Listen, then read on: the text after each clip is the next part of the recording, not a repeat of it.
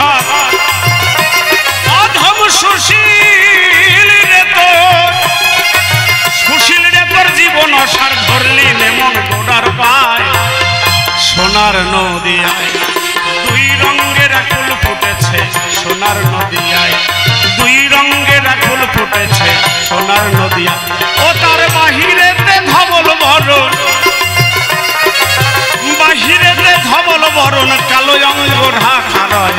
সোনার নদিয়ায় দুই রঙের ফুল ফুটেছে, সোনার নদিয়ায় দুই রঙের ফুল ফুটেছে, সোনার নদিয়ায় এক দুই রঙের এক ফুল ফুটেছে, সোনার নদী।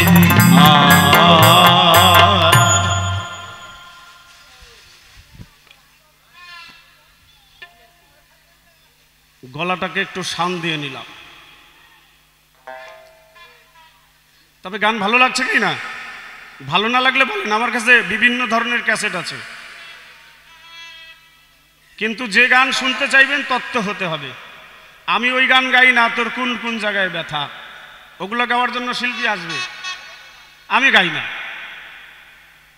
ওটা বাউলে পড়ে, কিন্তু আমার মতো বাউলের জন্য না, ওই বাউল আলাদা আসবে না। আচ্ছা, ওদের কাছে শুনবেন কোন কোন জায়গায় ব্যথা, ও ভালো করে কইয়ে দেবে কোন জায়গা ওর ব্যথা, আর কবে কবে কোন জায়গায় ব্যথা হয়েছিল সব কবে নেই। এবার আসি ওর গানের বিষয়ে। ওর গানের অর্ধেক উত্তর আমি সারিয়ে দিছি এক গান দিয়ে। ওর মানুষ হবার খুব ইচ্ছা, কিন্তু আশা জেগেছে মনে, কিন্তু হতে পারল না। শোনো, মানুষ হওয়া অত সহজ কথা নয়। মানুষ হওয়া আর মুখ দিয়ে বলা দুটো আলাদা জিনিস, কি বলা, তাই না? মানুষ হতে গেলে তার দুটো জিনিসের আগে প্রয়োজন।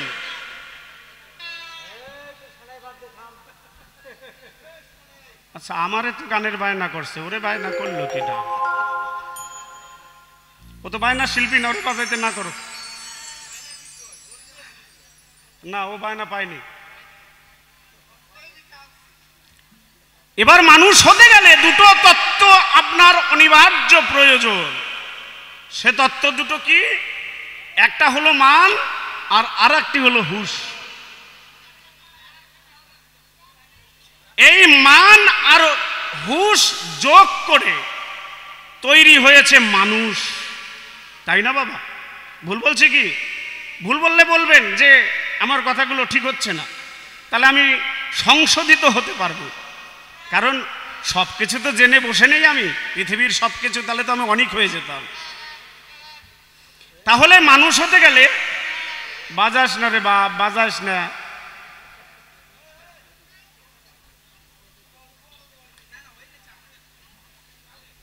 তাহলে মান আর হুঁশ পাওয়া যায় কোথায়? জানার বিষয় না? কব তো কওয়ার জন্যই না রাত্রিবেলা আমি আসর পাইছি, এটা শোনাবো বলেই তো। মান আর হুঁশ পাওয়া যায় কোথায়, সেই কথাটা আপনাদের একটু জানাই, তবে গানে গানে জানাবো।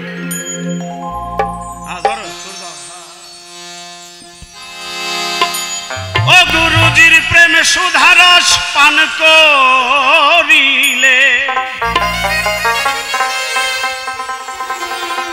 গুরুজির প্রেমে সুধা,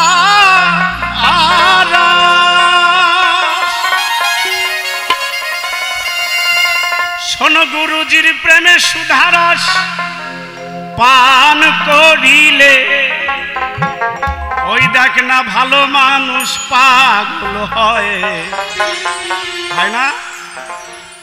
সুধা তেমন জিনিস, গুরুজির প্রেম ও সুধা যারা পান করেছে, ভালো মানুষ পাগল হয়ে গেছে। এইরকম একজন পাগল ছিলেন বাংলাদেশ ফরিদপুর জেলার অশ্বিনী সরকার। আপনারা জানেন ফরিদপুর জেলা ওরাকান্দি ধাম, সেখানে হরিচাঁদ গুরুচাঁদ রূপে দুইজন অবতার হয়ে এসেছে।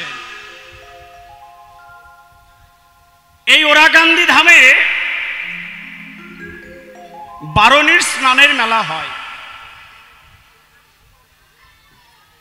এ ভাই আস্তে কথা বল, আমার কানে যেন না আসে। তোরা কথা বল, না করছি না, আমার কানে যেন না আসে। সেই বারণীর স্নানের মেলাতে অনেক অনেক হাজার হাজার ভক্ত এসে উপনীত হয়, সেখানে বারণী স্নান করে। এমন অবস্থায় অশ্বিনী সরকার ও গুরুধামে প্রবেশ করেছে। নানান ধরনের ভক্ত আসে, যদি একটু গুরু সেবা করা যায়। তাই তিনি কি করলেন, মনোহর সরকার নামে একজন সরকার, বিখ্যাত কবিয়াল বিজয় সরকারের গুরুদেব মনোহর সরকার, তিনি একদিন কি করলেন, ভক্তরা এসেছে বলে মাঠে ধান কাটতে গেছেন। অশ্বিনী চিন্তা করে, হায় রে দাদা একা একা খাটবে, ভক্ত এসেছে, আমি গিয়ে একটু দাদার হাতে হাতে হাত বুলিয়ে দিই, একটা বোঝা এনে দিলেও দাদার তো আরাম হবে। সারাদিন ধরে ধান কেটেছে মনোহর সরকার এবং অশ্বিনী সরকার। এবার তাদের আসতে দেরি দেখে গুরুচাঁদ ঠাকুর তিনি রাস্তার দিকে গমন করেছেন। দুইজন ভক্ত গেল মাঠে, এখনো কেন আসে না, বিলম্ব হচ্ছে, একটু দেখে আসি। গিয়ে অদূরে দেখতে পায় ওরা দুজন বোঝা নিয়ে মাথায় করে ঠাকুর বাড়ির দিকে এগিয়ে আসছেন। এমন সময়ে গুরুচাঁদ ঠাকুর একটি অশ্বত্থ গাছের নিচে সাধনায় বসলেন। বোঝা মাথায় করে অশ্বিনী গোসাই আসছেন। এমন সময়ে সন্ধ্যাকালীন সময় কিছু পাখি তারা সকালবেলা যাত্রা করে বেরিয়েছে খাবারের জন্য। খাবার শেষ, তাদের তো নিজ বাসায় ফিরতে হবে। যেভাবে আপনারা গান শুনতে এসেছেন, আমাদের গান যখন শেষ হয়ে যাবে আপনারা কেউ থাকবেন এখানে, নিজ নিজ বাসায় যাবেন না? পাখিরাও নিজেদের বাসায় গমন করেছে। কিন্তু নিঠুর খেলা, গুরুচাঁদ ঠাকুরের মাথার উপর দিয়ে পাখিগুলো হেঁটে যাচ্ছে, উড়ে উড়ে যাচ্ছে। অশ্বিনী গোসাই ডাক দিয়ে পাখিদের কাছে নিবেদন মিনতি করে, হায় রে তোরা মানুষ চিনলি না, তোরা তো বাড়িতে চলে যাচ্ছিস, কিন্তু আমার কথা নিস, একটু ঠাকুরকে যদি তোরা একটু হরিনাম শোনাইয়ে যেতে পারিস।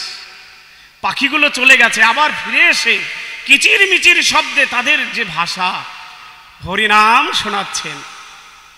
মনোহর সরকার এবং অশ্বিনী সরকার এসে যখন ঠাকুরকে প্রণাম করতে গেছে, মনোহর সরকারের প্রণাম গুরুদেব নিয়েছে, কিন্তু অশ্বিনী সরকারের প্রণাম নেয়নি। অশ্বিনী ঠাকুর কি করলেন, গুরুচাঁদ ঠাকুরের কাছে জিজ্ঞাসা করলেন, আচ্ছা বলুন তো ঠাকুর আমার প্রণাম কেন নিলেন না, আমি একটু জানতে চাই। বলে, শোন, যার মুখের কথায় বনের পাখিরা নিজের বাসায় না গিয়ে আমাকে এসে নাম শোনাতে পারে, সেই মানুষের প্রণাম নেই কোন প্রকারে। তুই তো মানুষ হয়ে গেছিস রে, তুই মানুষ ছাড়া নেই। এই রকম পর্যায়ে পৌঁছালে পরে, গুরুর প্রেম সুধারস পান করলে পরে এই রকম ভাবের পাগল হওয়া যায়। তাই গানের মধ্যে মহাজন বললেন,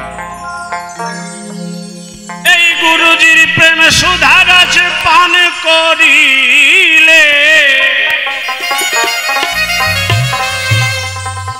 ওই দেখে দেখে ভালো মানুষ পাগল হয়। গুরুজির পাঠশালাতে পড়তে আমার লাগে ভয়। তাই না, গুরুজির পাঠশালায় গেলাম, যদি সুদা খাইয়ে পাগল বানিয়ে দেয়, এর কারণে পাগলের ভয় আছে। গুরুজির পাঠশালাতে পড়তে আমার লাগে ভয়, গুরুজির পাঠশালাতে পড়তে আমার লাগে ভয়, গুরুজির পাঠশালাতে ইচ্ছে হয়। নিতাই গৌর হরি হরি বল, হরি বল, হরি বল, হরি বল।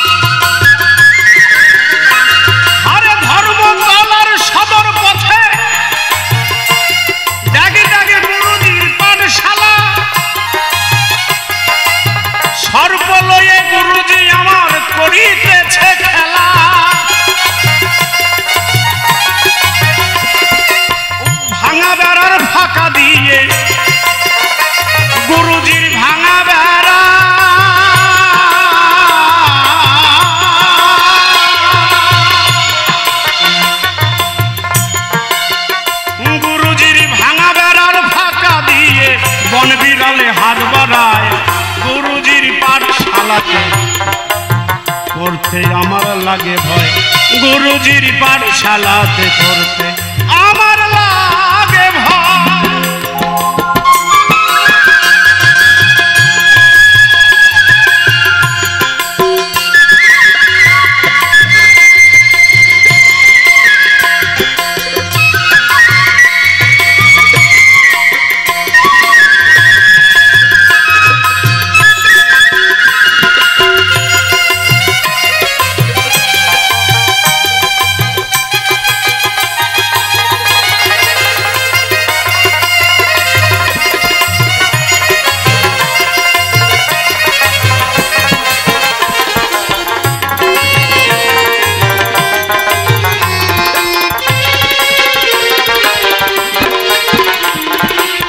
ফকির লালন বললেন,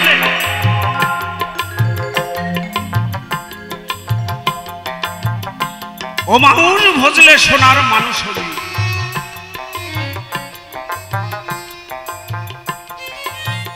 মানুষ ছাড়া খেপারে তুই মূল হারাবি, ও সোনার মানুষ হবি। মানুষ ভজন করতে হবে। এই মানুষের মাঝে ঈশ্বর লুকিয়ে আছে। নিষ্পদ পদচিন্তসী যাদের পানায়, তারা ভগবানের কাছে পা চায়, প্রভু গো আমাকে পা দাও, আমি যাতে হেঁটে চলে বেরিয়ে তোমার পথে যেতে পারি। যাদের পা নাই তারা ভগবানের কাছে পা চায়। তাই বলছে নিষ্পদ পদচিন্তসী, বাক্য চিন্তসী পশুবা। পশুদের ভাষার বলার ভাষা নেই, তারা ভগবানের কাছে কি চায়, হে ভগবান ভজন সাধন করব কিন্তু মুখে ভাষা নেই, তোমার নাম গুণগান গাইতে পারি না দয়াল রে। আমাকে যদি মুখে ভাষা দিতে, আমি হে দয়াল দীনবন্ধু করুণা সিন্ধু বলে ডাকতে পারতাম। নিতাই গৌর হরি হরি বল, হরি বল, হরি বল। কিন্তু মুখে ভাষা নেই, ভাষা নেই বলে তোমাকে ডাকতে পারি না। তাই নিষ্পদ পদচিন্তসী যাদের পানায়, তারা ভগবানের কাছে পা চায়। আর বাক্য চিন্তসী পশুবা, পশু যারা, তারা প্রভুর কাছে মুখের ভাষা চায়। কেন চায়? তাদের মুখে ভাষা নেই, প্রভুর নাম গুণাগুণ গাইতে পারে না। আর দেবতা মানব চিন্তসী, স্বর্গের দেবতা যারা, তারা চায় মানব হতে। কেন চায় জানে? এই মানব হচ্ছে উন্নত মানের জনম। এই এই মানব জন্ম পাবার পরে প্রভুর সাধন ভজন করা যায়, প্রভুর সাধন পথে হেঁটে চলা যায়, যেখানে ভাগবত সঙ্গ হয় সেখানে যাওয়া যায়, সাধু সঙ্গ করা যায়, সাধুর চরণ ধুলি গায়ে মেখে হা কৃষ্ণ গোবিন্দ বলে ব্রজের পথে গিয়ে প্রভুর দর্শন পাওয়া যায়।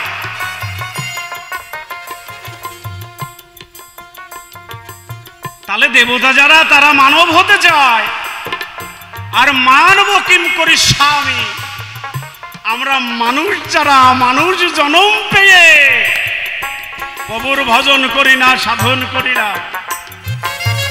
যে মানুষটা আমাদের জন্য প্রতিনিয়ত খেটে চলেছে কখনো তাকে একবার জিজ্ঞাসা করে দেখি না, তুমি ভালো আছো তো? যখন দরকার হয় তখন ভগবানের কাছে চাই, ভগবান আমার বাড়িতে টিনের চাল ফুটো হয়ে গেছে, জল পরে, একটু টিন যদি ভালো করা যাইতো। ভগবান দিল, দেওয়ার পরে কিছুদিন পরে টিন আর ভালো লাগে না, ভগবান রক্ষা করো, ভগবান যাতে একটু ছাদ দিতে পারি সেই ব্যবস্থা করে দিও। ভগবান ছাদও বানাই দিল, একতলাতে মন ভরে না, আরে ভগবান একতলা ভালো লাগে না, সংসারে অনেক লোক, ঘুমাইতে পারি না, আমারে 2 তলা বানাই দাও। 2 তলা দিল, 3 তলা দিল।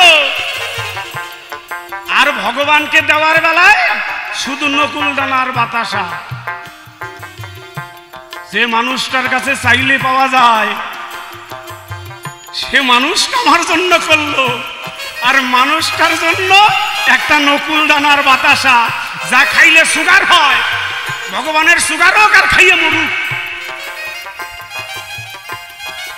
এই হচ্ছে আমরা মানুষ, মানব কিম করিষ্যামি, আমরা মানুষ জন্ম পেয়েছি ভজন সাধন করব বলে, কিন্তু ও না করে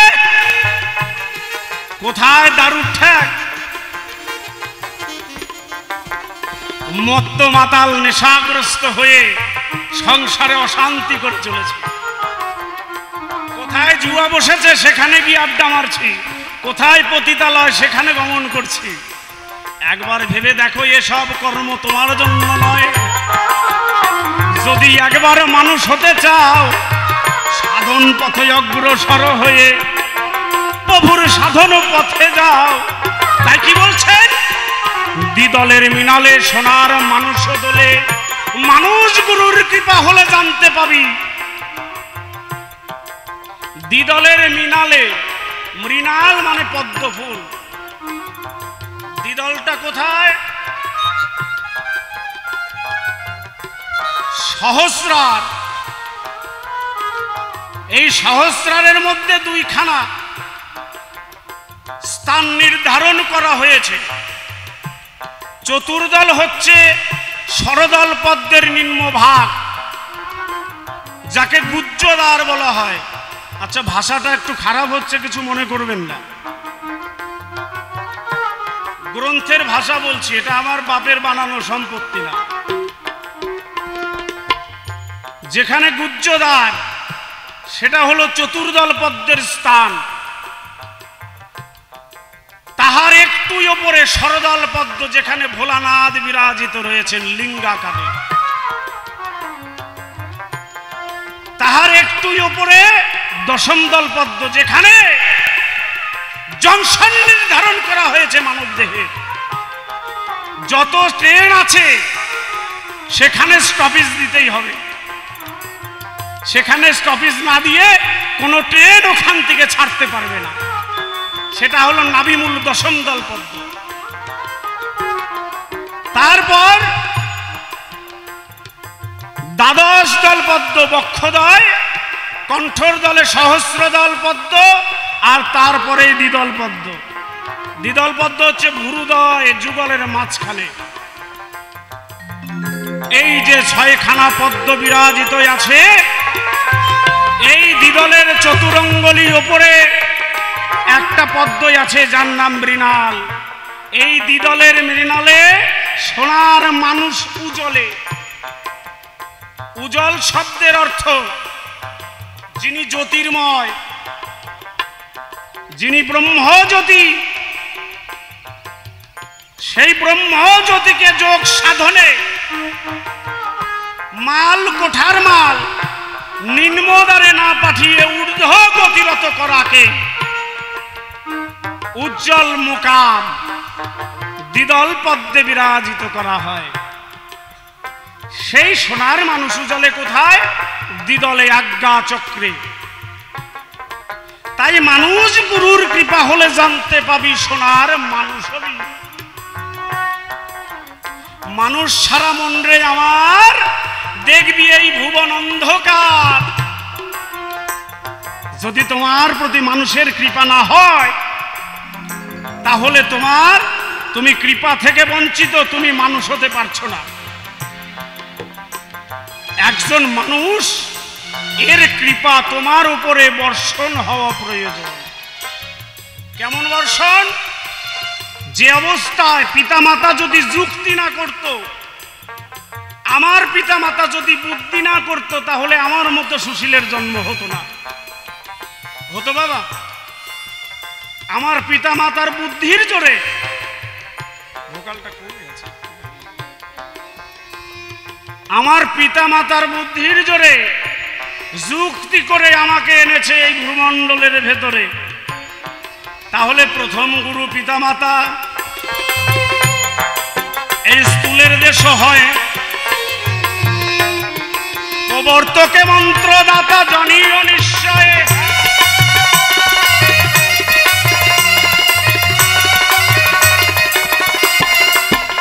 স্থূলের গুরু পিতামাতা। আচ্ছা, আপনারা পড়াশোনা তো করেছেন না? একদম তো কেউ নিরক্ষর নয়। দেখুন, মূর্খ জিনিসটা আলাদা। ও পণ্ডিত মূর্খ হতে পারে, কিন্তু নিরক্ষর বস্তু এক প্রকার। আর যাদের আক্ষরিক জ্ঞান আছে তারা শিক্ষিত। যারা পড়াশুনো জানে না তারা কিন্তু মূর্খ নয়। পড়াশুনো জানে না এমন পণ্ডিত আমার দেখা আছে, পড়াশুনো জানে না কিন্তু পণ্ডিত। তারা হলো নিরক্ষর, তাদের অক্ষর জ্ঞান নেই, তারা মূর্খ নয়। মূর্খ কারে বলে? যে কিছু বোঝে না, ভালো মন্দ কিছুই ওর বোঝার শক্তি নাই, তারে মূর্খ কয়। এই যে পড়াশোনা শিখতে গেলে দেখুন একটা কথা চিন্তা করে, প্রাইমারি স্কুলে শিক্ষক আছে।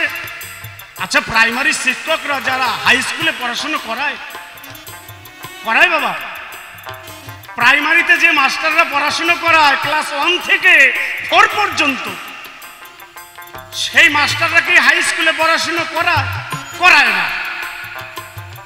আচ্ছা, হাই স্কুলের মাস্টাররা কলেজে গিয়ে পড়াশোনা করায় না, ওরা হাই স্কুলেই পড়ায়। আচ্ছা, কলেজে যারা প্রফেসর আছে তারা কি ইউনিভার্সিটি গিয়ে পড়াশোনা করায় না? কেন করায় না জানেন? এদের শ্রেণী বিভাগ আছে। তদ্রূপ ভাবে বাউলের ঘরেও শ্রেণী বিভাগ আছে। স্থূলের গুরু পিতামাতা। স্থূলের গুরু মানুষ বলে যে পিতামাতা থাকতে গুরু ধর্ম কেন? ওরে বাবা, প্রাইমারি স্কুলের মাস্টাররা হাই স্কুলে পড়ায় না, এটা তুমি বোঝো না?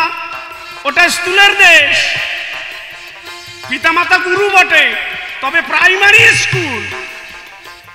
তোমাকে যদি হাই স্কুলে যেতে হয় পিতামাতা চলবে না, তোমাকে মন্ত্রদাতা গুরু করার প্রয়োজন। একজন মানুষ ধরতে হবে।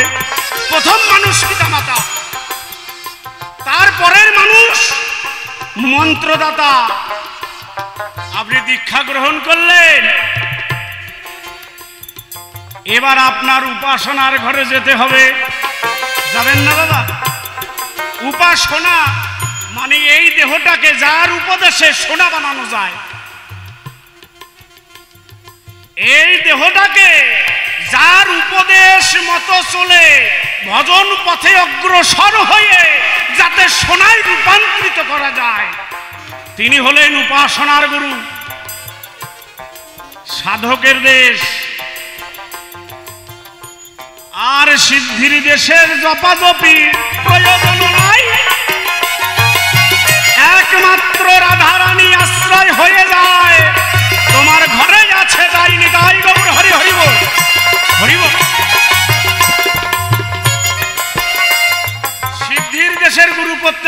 আছে, ওই দেশে কোনো গুরু ধরার প্রয়োজন নাই। যদি রাধারানী কৃপা না করে, মানে ঘরের রাধারানী যদি কৃপা না করে, তাহলে তোমার ভজন সাধন সব নষ্ট। মানে তুমি এতদিন ধরে যে মানুষগুলার সঙ্গে মিশে যা শিখছো, ওই মানুষ যদি হতে যাও, ওই রাধারানীর সংস্পর্শে গিয়ে মাল কোঠার মাল যা নষ্ট হয়ে গেছে ভক্তি করে নাও। এর থেকে আর ভালো করে বুঝতে পারবো না বাবা, মাপ চাই। মানুষ হওয়ার নিদর্শন তোমারে দিয়ে দিলাম, এখন তুমি হবা না না হবা তোমার ব্যাপার। বুঝলি বোঝো, না বুঝলি চোখ বোঝো। ওই যে ধর্মতলার সদর পথে গুরুজির পাঠশালা, সবকে লয়ে গুরুজি আমার করিতেছে খেলা।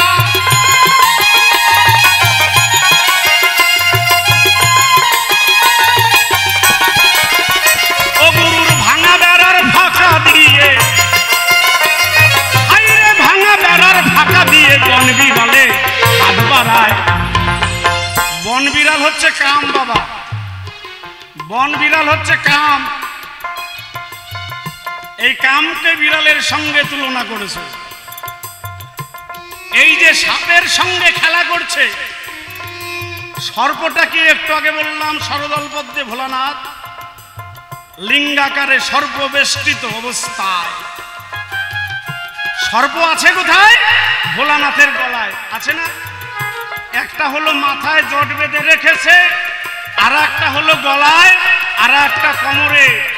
আর সর্প চতুর্দল পদ্মে আদ্যা শক্তি মহামায়া কুল কুণ্ডলিনী সর্বাকারে নিজের পুচ্ছখানা নিজের মুখে দিয়া অনায় আছে আছে দেখো চোখ ঘুম পারিয়া।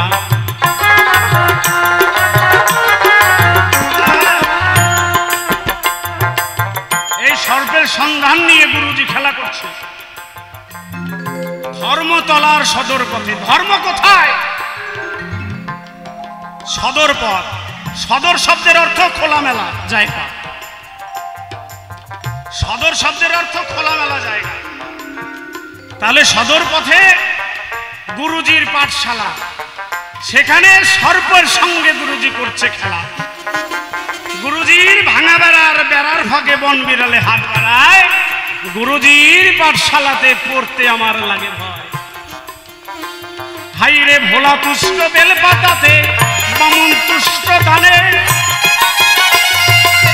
গুরু মশাই হয় না তুষ্ট কারণ সুধা বিনে।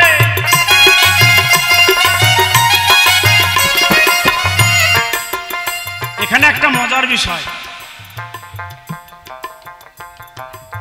ভোলানাথ তুষ্ট হয় একমাত্র বেলপাতায়, তাই না?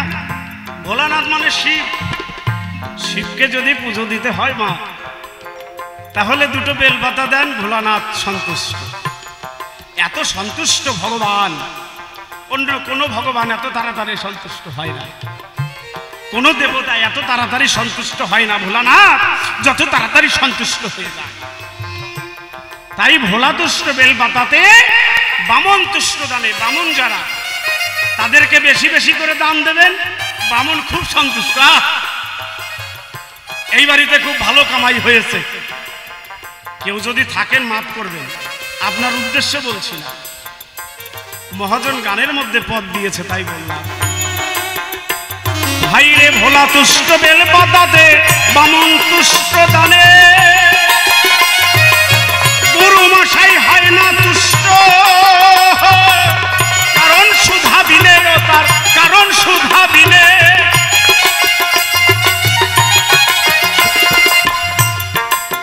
বুঝতে পারলেন তো কথাগুলো? তাহলে গুরু মশাই সন্তুষ্ট হয় কারণ সুধা। কারণ সুধার এক নাম মদ। এই কারণ সুধাকে বলা হয় মদ।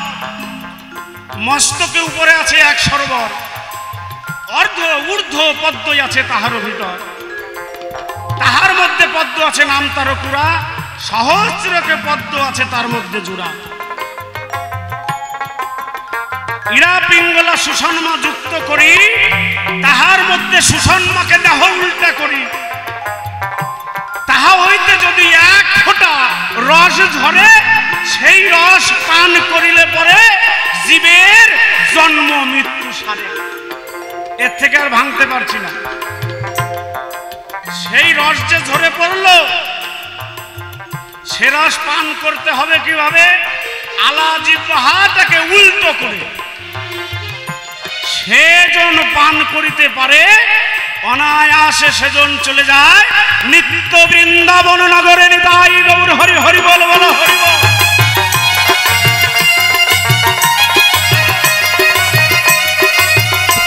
ওই দেখ ভোলা তুষ্ট বেল পাতাতে, বামন তুষ্ট দানে, গুরু মশাই হয় না তুষ্ট, ও তার কারণ সুধা বিনে রে ভাই, কারণ সুধা বিনে।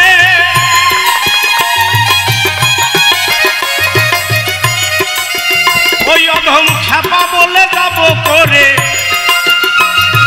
আরে খ্যাপা বলে যাব করে, যেতে আমার লাগে ভয়, গুরুজির পাঠশালাতে পড়তে আমার লাগে ভয়, গুরুজির পাঠশালাতে পড়তে আমার লাগে ভয়, গুরুজির পাঠশালাতে পড়তে আমার লাগে ভয়, গুরুজির পাঠশালাতে পড়তে আমার ইচ্ছে হয়, গুরুজির পাঠশালাতে পড়তে আমার লাগে ভয়।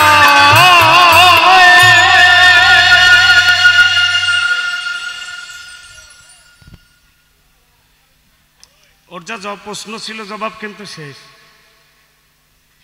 আমাদের যারা সঙ্গে সহযোগিতা করছেন, আচ্ছা গান ভালো লাগছে তো? মায়েরা ভালো লাগছে গান? বাহ। এই যে মধ্যরাতে আপনারা বসে ঘুম নষ্ট করে গান শুনছেন, এর জন্য আপনাদের চরণে আমার সহস্র শতকোটি প্রণাম। হ্যাঁ, ভালোবাসার গান। কিটা কিটা কইল রে, কিটা কে শুনবে ভালোবাসার গান?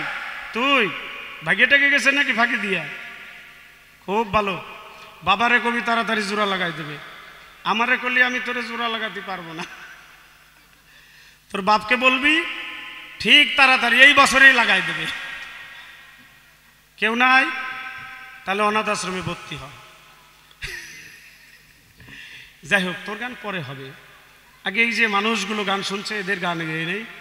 লাস্টে নামার সময় তোর ভালোবাসার চটকানি আমি দিয়ে যাব, তুই কত চটকাতে পারিস একখানি। আসলে গান চলছে বাউল গান, তাই না? এই যে যারা আমাদের সম্মুখে বসে রয়েছে এত দামি দামি ক্যামেরা নিয়ে, এদের এক একটা ক্যামেরার দাম জানেন তো? লক্ষ 2 লাখ টাকা, 2.5 লাখ টাকা, নিম্নে 1.5 লাখ টাকা। ওখান থেকে ওদের রেঞ্জ শুরু হয়। এরা যে ঘুম নষ্ট করে কোন স্বাদে এই বাউলের দলে এসে যোগ দিচ্ছে, এটা আমিও বুঝি না।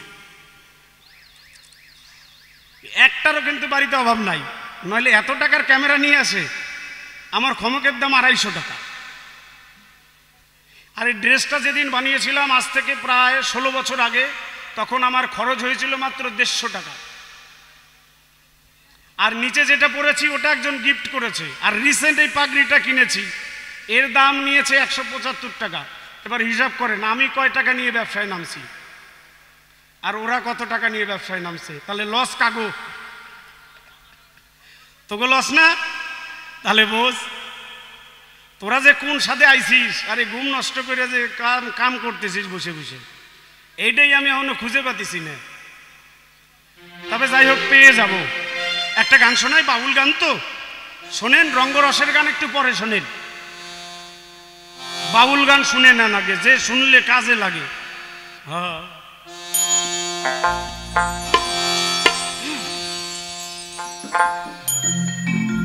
এই ঘরে এক কোঠরি নয় দরজা,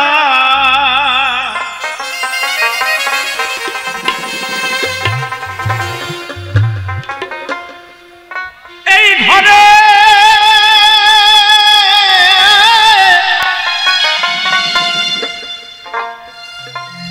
ও তোর ঘরে এক কোঠরি নয় দরজা, ওই আছে 6 স্টেশন 7 তালা। আছে কিনা? একটু গুনলেই পাওয়া যাবে। আছে 6খানা স্টেশন, 6খানা স্টেশনে গাড়ি থামতেই হবে। গাড়ি যদি 6টা স্টেশনে না থামে তাহলে কি হবে জানেন? এই কিছুদিন আগে উড়িষ্যায় বালেশ্বর জংশনের কাছে করমণ্ডল এক্সপ্রেসের কি দুর্ঘটনা হয়েছে আপনারা সবাই জানেন, টিভির পর্দায় দেখেছেন। যদি স্টেশনের সিগন্যাল না পেয়ে আর একটা স্টেশনে গাড়ি যেতে চায় তাহলে ওই অবস্থা হবে। ওটা তো ট্রেনে হয়েছে, আর এটা একদম প্রকৃত ড্রেনের ওপরে হবে। ড্রেন বলতে যে ঘরের জল বাহির হয়ে যায় এ ড্রেন নয়, আমাদের দেহের ভেতরে ড্রেন আছে, যে ড্রেন দিয়ে মানব দেহের শরীরের রক্ত প্রবাহিত হয়, হয় না বাবা? রক্ত হলো জলের মতো। এটা লাল কেন জানো?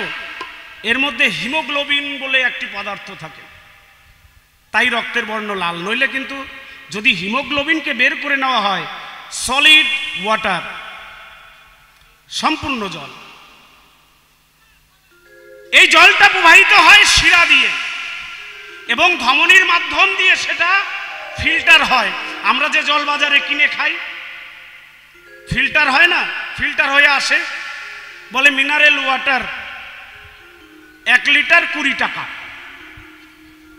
আমাদের দেহের ভেতরেও ভগবান এমন করে একটি ফিল্টার বসিয়ে দিয়েছেন, কোনো টাকা পয়সা লাগে না, জল এমনি ফিল্টার হয়।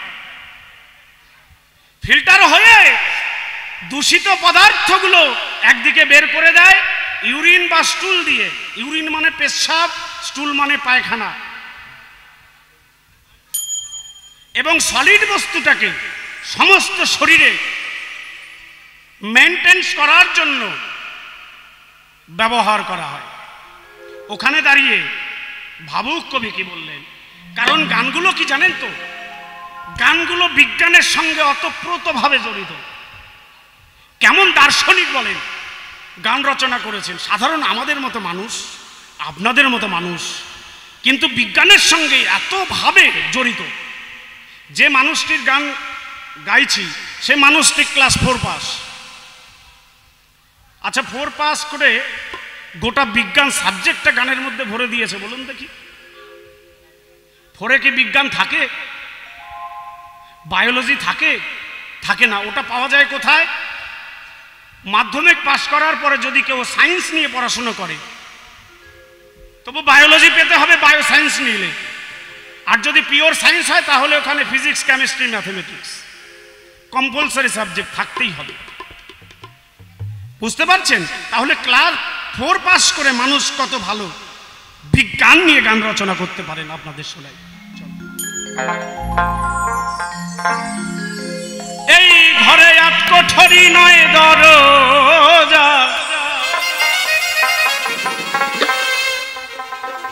ওই আছে 6 স্টেশন 7 তালা, ঘরের ভেতর ঘর বাঁধিয়ে খেলছে সায়াজ খেলা। ভোকালটা চেঞ্জ হলো কেন? পেছন দিকে রিপিটটা বেশি হচ্ছে, একটু ঠিক করো। ঘরের ভেতর ঘর বাঁধিয়ে খেলছে সায়াজ খেলা,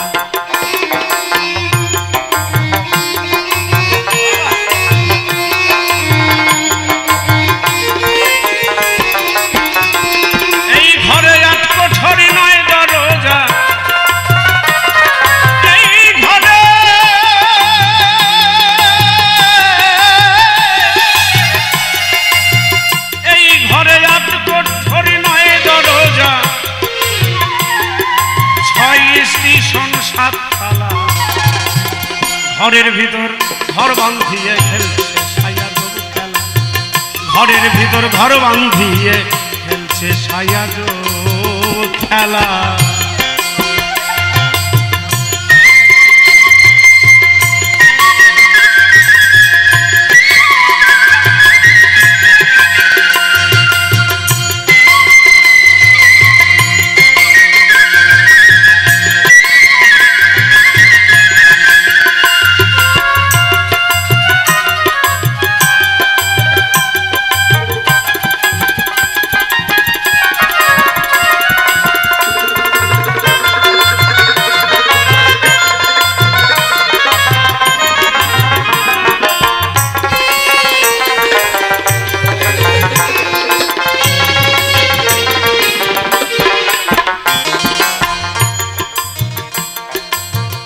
3.5 কোটি তারে জোড়া, এই নাভি মূলে দশম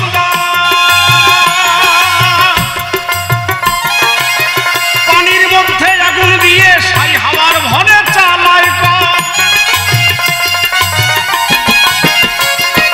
আচ্ছা বলুন দেখি,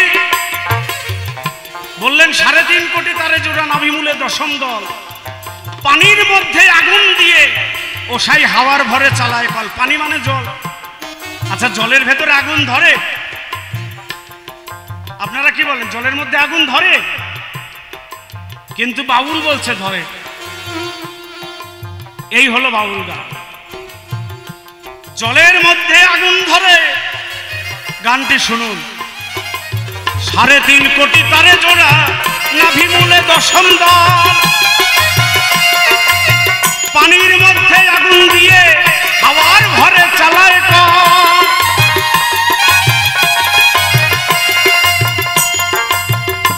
হাইরে চলছে খেলা দিন রজনী, প্রাণ অপ্রাণে টানাটানি। ওই লাগে চলছে খেলা,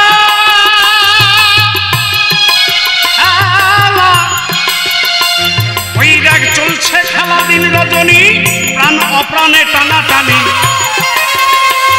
হাইরে নাচদ মুকামে উঠিছে ঢেউ, ভেদ করিয়ে 7 তালা।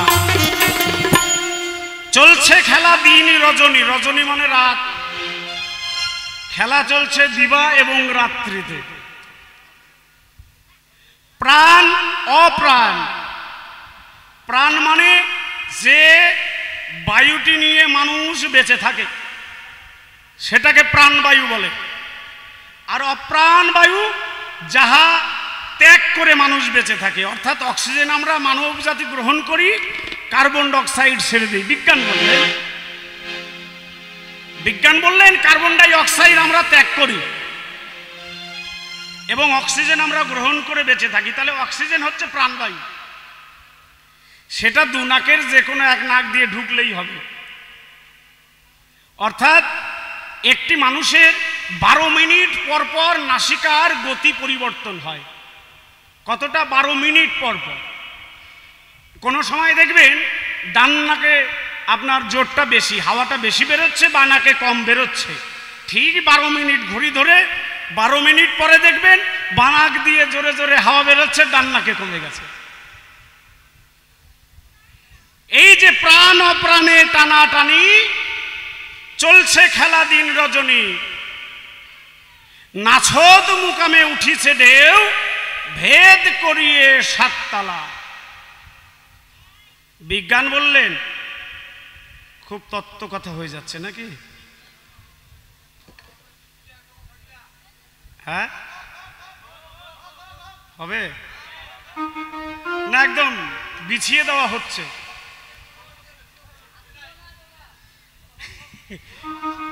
না একদম গোপন কথাগুলো ভাঙা হচ্ছে, তাই ভাবলাম। তোদেরকে কেউ ঘুষ টুস দিয়েছে নাকি রে? এবার বলছে নাছদ মুকামে উঠিছে ঢেউ, ভেদ করিয়ে 7 তালা। এই 7 তালার দেহ কোথার থেকে? পা থেকে মাথা পর্যন্ত 7টা তালার দেহ। 7টা তালায় 7টা ভগবান থাকে। এহার মধ্যে 2টা হলো মেয়ে লোক, আর বাদ বাকিগুলা সব পুরুষ। মেয়ে 2টার নাম আগে কয়ে দেই। হাঁটুতে শক্তি থাকে আর বসুমাতা পা। হাঁটুর মধ্যে শক্তি, শরীরের সমস্ত শক্তি কোথায় ভর বহন করে? হাঁটুতে। কারোর ওজন যদি বেড়ে যায় তখন দেখবেন ওদের জয়েন্টে প্রবলেম হয়। কোথায়? হাঁটুর জয়েন্টে। ওদের জন্য ওই নি এক্সপেরিমেন্ট করা হয়। ওই হ্যাঁ, ওটাকে কি বলে, যে কি বলে রে? হ্যাঁ না, ওটা ট্যাবলেট না, ওটাকে কি বলে? নি রিপ্লেসমেন্ট। ওটাকে বলে রিপ্লেসমেন্ট, মানে হাঁটুটিকে পরিবর্তন করা। যে সকল মানুষ 250 কেজি 350 কেজি ওজন হয়, তাদের পায়ের সমস্যা হয়। আপনাদের এই পাড়ায় এইসব নাই, এই এলাকায় বদলপুরে মনে হয় নাই। থাকলে থাকুক গা, আমার কি না, আমার কোনো অসুবিধা নেই, থাকলে থাকুক, আমার কওয়ার দরকার, আমি কইয়ে যাই। এই যে দুটো মানুষ রয়েছে, হাঁটুতে শক্তির স্থিতি বসুমাতা পায়, এটা হলো ধাম তত্ত্বের তত্ত্ব বলা হয়।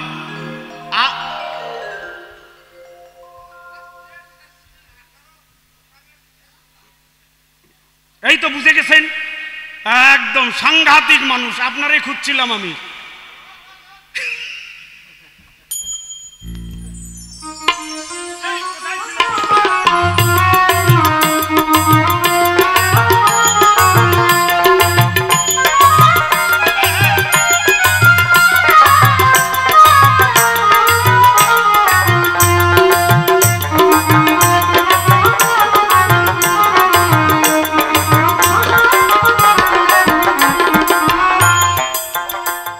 সেদিন ঈশান কোণে মেঘ জমিয়ে দেল দরিয়ায় উঠবে ঝড়, তোর ভাই বন্ধু সব পলায় যাবে, কেউ সঙ্গে থাকবে না তো।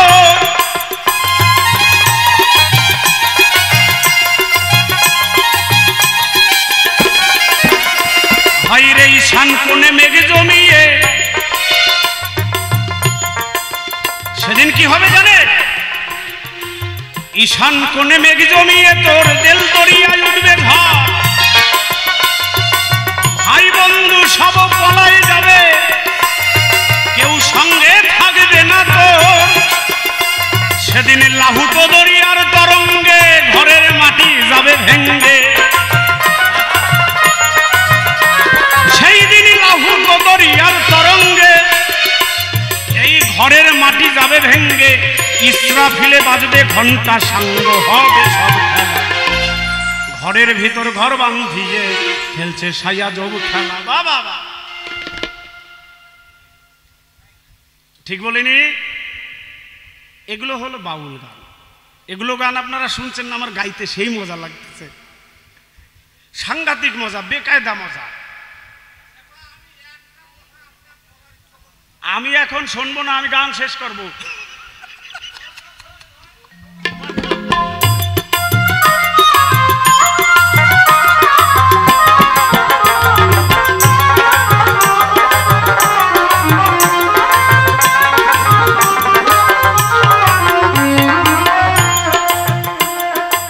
পীরাউলিয়া মুর্শিদ যত বসিয়া ঘরের ভিতর,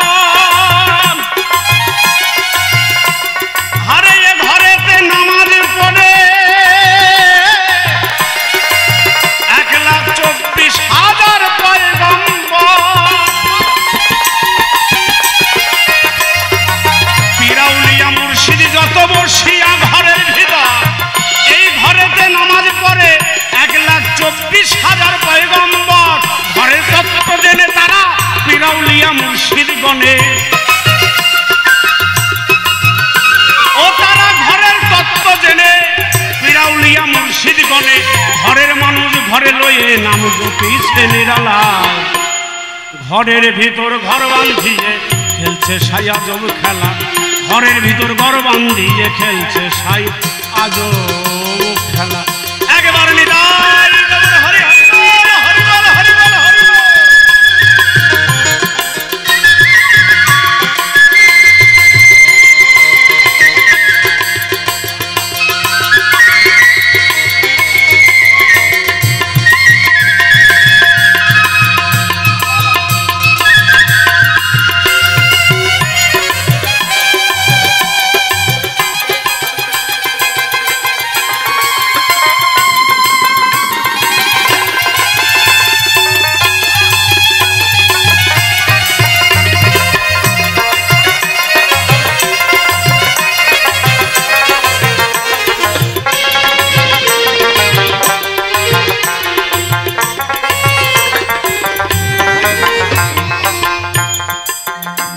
রাধা বল্লভ বলে দিল গেল, ও প্রাণ সজনী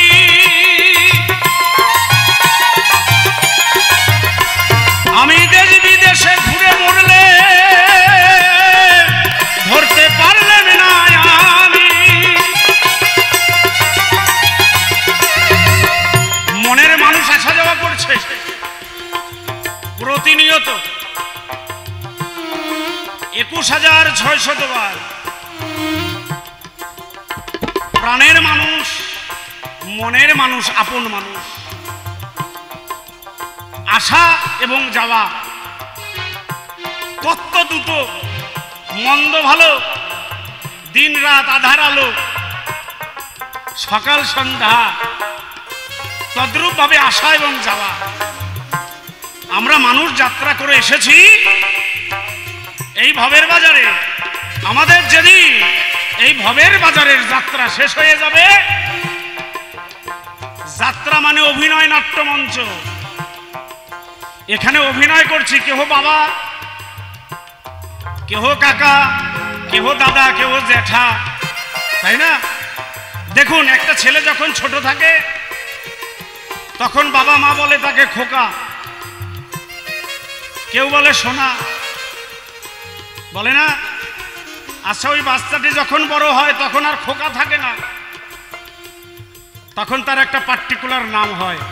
যেমন আমার নাম সুশীল, আপনারা আমাকে সুশীল বলে ডাকছেন, কিন্তু আমি যখন বাড়িতে যাই আমার ছেলে কিন্তু আমাকে সুশীল বলে না, আমার একটা আলাদা পরিচয় আছে, সে বলে আমাকে বাবা। আমার স্ত্রী কি আমাকে নাম ধরে ডাকে, বাবা বলে? বলে না, সে আমাকে একটা আলাদা নাম দিয়েছে, আমি তার কাছে তার স্বামী। আচ্ছা, যখন আমার ছেলের বিবাহ হবে, তার ঘরে ছেলে হবে, তার কাছে কি আমি সুশীল থাকবো? থাকবো না। সে আমাকে বাবাও বলবে না, সে আমাকে বলবে ঠাকুরদা। এই দেখেছেন তো, অভিনয় নাট্যমঞ্চ। একই অভিনয় মঞ্চে আমরা রয়েছি সবাই, কিন্তু প্রত্যেকের মুহূর্তে অভিনয় চেঞ্জ হচ্ছে, পরিবর্তন হচ্ছে। তাই রাধাবল্লভ বললেন, রাধাবল্লভ গেল দিনও গেল আমার প্রাণ সজনী, আমি দেশ বিদেশে ঘুরে পড়লেন ধরতে পারলেন নাই আমি।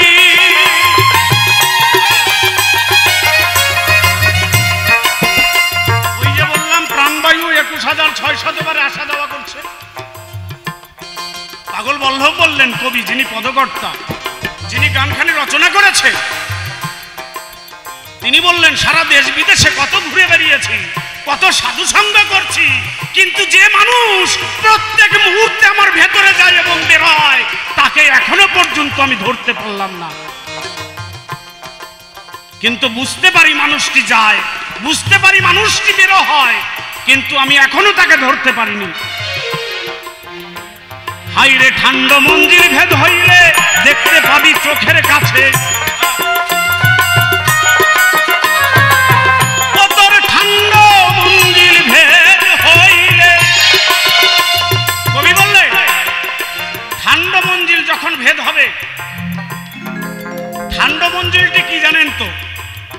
এটা ইসলাম শাস্ত্রে বলেছেন ঠান্ডা মঞ্জিল, আর আমাদের সনাতন শাস্ত্রে বলেছে এটা সপ্ততলা। সপ্ততলার দুয়ার ভেদি যখন জেগে যায়, যখন ভেদ করে, তখন মানুষ একটি আলাদা রাজ্যে পৌঁছায়, যে রাজ্য থেকে মানুষ আর কখনো এই মায়ার জগতে আসে না। হাইরে ঠান্ডা মঞ্জিল ভেদ হইলে দেখতে পাবে চোখের কাছে, তোর ঠান্ডা মঞ্জিল ভেদ হইলে দেখতে পাবে চোখের কাছে। এ যেন সাইয়ের খেলা, ঘরের ভিতর ঘর বাঁধিয়ে খেলছে সাইয়া জবু খেলা, ঘরের ভিতর ঘর বাঁধিয়ে খেলছে সাইয়া জবু খেলা। এই ঘরে আট কোঠরি নয় দরজা, আট কোঠরি নয় দরজা, 6 স্টেশন 7 তালা, ঘরের ভিতর ঘর বাঁধিয়ে খেলছে সাইয়া জবু খেলা, ঘরের ভিতর ঘর বাঁধিয়ে খেলছে সাইয়া জবু খেলা, ঘরের ভিতর ঘর বাঁধিয়ে খেলছে সাইয়া জবু খেলা, ঘরের ভিতর ঘর বাঁধিয়ে খেলছে সাইয়া জবু খেলা। আমি একটু বিরতি নেই।